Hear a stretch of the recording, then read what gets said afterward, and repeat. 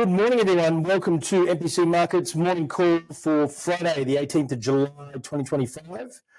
Headline today, stocks notch a new record high, particularly in the S&P 500, on resilient consumer and earnings data. So, overnight we had retail sales numbers. I was probably more concerned about the downside given the tariff. The tariffs and tariff increases and the Amazon numbers that gave a preliminary week reading for Amazon Prime Day, but they defied logic yet again. Seems to be all the Bureau of Labour and Statistics data at the moment is very much sunny side up. Increased by 0.6 month over month, reversing the 0.9 decline seen in May. The economists were forecasting only a 0.1 increase. So it's a fairly significant miss. You don't really see the economists miss by much more than a 0.2 or 0.3 in that number generally. Now, and other indicators also pointed to an improving economy. Philly Fed Manufacturing Index, which is the sort of the benchmark manufacturing index in the States, and one of the oldest and most trusted, returned to positive territory. And which was also a little bit surprising. Initial job claims dipped. So the way that it works over there in the US is you've got to be unemployed for at least 4 weeks, and then you have an initial job claim, and then you can only be on unemployment benefits for a certain period of time. It's not like here in Australia. Then you actually drop off the numbers. So it's very, very different how they do the data over there. Central bank still remains cautious, though. The Powell Trump thing calmed down. He flip-flopped all yesterday, President Trump. He said he did, then he said he didn't. He also said that he thought that the appointment of Powell was a strange decision by Biden, when in fact he was the one that actually appointed him. So. Yeah, look, as per yesterday's morning call, I think that was just a well-engineered distraction as he got this crypto bill shoved through Congress, not Parliament, overnight, which has passed both houses now. And look, if used correctly, it's a great bill. But as we know from previous black swan events, like the GFC, these financial instruments are not generally in the long run used in the right way, but it does open the door for companies to actually digitize themselves and list on a blockchain, like Solana or Ethereum, which are decentralized finance crypto blockchains, and then be bound to SEC rules. So I'd be pretty nervous if I was the New York Stock Exchange or the CME or Chicago Board of Trade or the NASDAQ, because that's a pretty large loophole, I would have thought, and one that I would say gets closed at some stage, but generally with these things, that policy is very retrospective. That loophole will get closed when something goes horribly wrong. So, but yet again, it really does give another little loophole for those mega cap digital companies that trade globally, but then shift all their profits to tax havens, and just yet another little loophole to avoid tax, which obviously is just going to hurt government budgets globally. So, but yeah, we did have one Fed member last night, a New York Fed, Williams, emphasised it was still premature to get rates lower. He said that inflationary pressures driven by tariffs and persistent economic uncertainty were the basis of that. Look, again, I'm not going to focus too much on the Powell thing. What it did do, though, was it pushed long-term interest rates in the US higher because that uncertainty. And generally speaking, if there is some move to fire Powell, or there's uncertainty at a central bank level, because Trump is increasingly doing things that, don't look like democracy, it's expected the stock market would fall at least 5 to 10%, and bond yields would probably shoot up quite significantly. But we saw the 30-year bond get back through 5%. in the last 24 hours. It's calmed down a little bit now, but we need those long-term rates lower if this is going to be a sustained rally. Trump signaled progress towards a trade deal with India. That's probably the third progress update, and still nothing signed since he announced that they'd signed one a month ago. And also he signed an agreement with Indonesia. So, no disrespect to Indonesia. That's if he's putting that as his flag down or making announcements on an agreement with Indonesia, then he's obviously struggling a little bit. Although they do have a lot of nickel and a few battery minerals. Nickel Mines is one that has a big operation over there. Not big on environmental regulation, so and obviously things like nickel mining are very polluting, essentially, as is copper. So let's get to the indexes now. So the SPI was up. The ASX 200 was up 0.8 yesterday. Guaranteed record highs today for sure.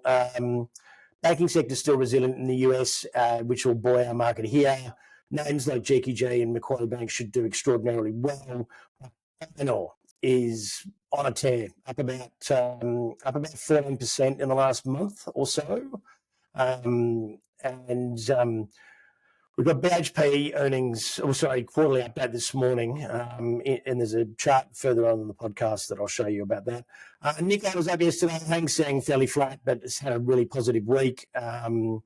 China floundering, Euro stocks as well, but nothing major. We've largely been sideways this week, truth be told. So whilst the Dow, the S&P, and the Nasdaq were up 0.5 to 0.75%, the S&P 500, which is the broadest index, it was the one that notched the record high overnight. The Dow's still down a small amount for the week, and then the Russell bounced back, the small cap index, but down small for the week. So it feels like a lot's going on, and that's a Trumpism. But there's not, in terms of major market movement, there's not a lot going on. So you see with the heat map from the overnight moves, NVIDIA, Microsoft, Broadcom, Oracle dragged the market a little bit higher. Netflix was at 2%, and then they had earnings after the close, which dragged them a little bit lower. Lilly down 3. Johnson & Johnson gave back a small amount of yesterday's gains, but I would have thought that there's some green shoots in some form of bounce back in that healthcare and that health technology sector, because it's been absolutely battered over the last 6 months. And Johnson & Johnson's results yesterday weren't like what I would call outstanding, but they rallied 6 or 7%, possibly signalling them we're a little bit oversold in that in that sector. So United Health still woes, that the square, which signifies the market cap of the company getting smaller and smaller for one that used to be an enormous company, the biggest healthcare company in the world. But the banking sector there, Bank of America up 2, Citigroup up 3.5, JP Morgan up a further 1.4, Morgan Stanley up. So brokerage is doing very well. The Interactive Brokers, I believe, is having earnings results.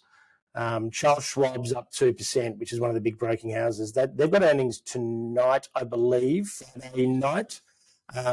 Possibly not a bad one to look at, because we've got record volumes with Goldman Sachs yesterday, basically having the biggest brokerage and fees quarter in the history of any brokerage firm ever.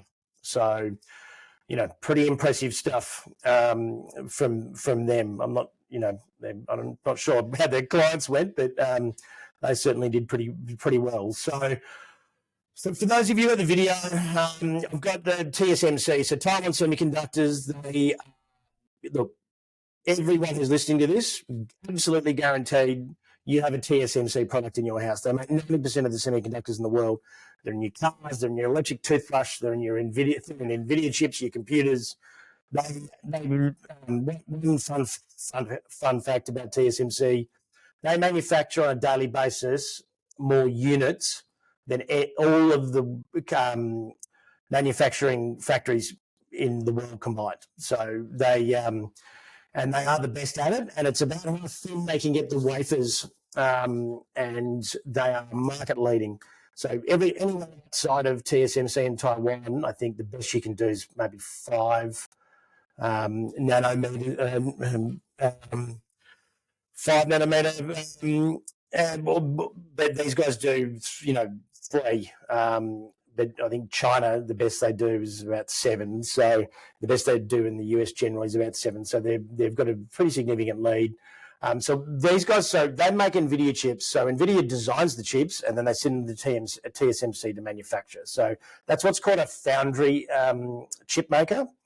NVIDIA is not a foundry chip maker. They don't actually physically make their chips. They just design them. So that's the little difference there when just for general context when you're having a look at these things. So here's their income statement. So high performance computing was 60% of revenue. That's going to be all your NVIDIA chips. Smartphones was 27%. And then you've got automotive at 5%, digital consumer electronics at 1%, and other stuff. So cost of making, the cost of revenue was $12 billion, operating expenses $2 billion.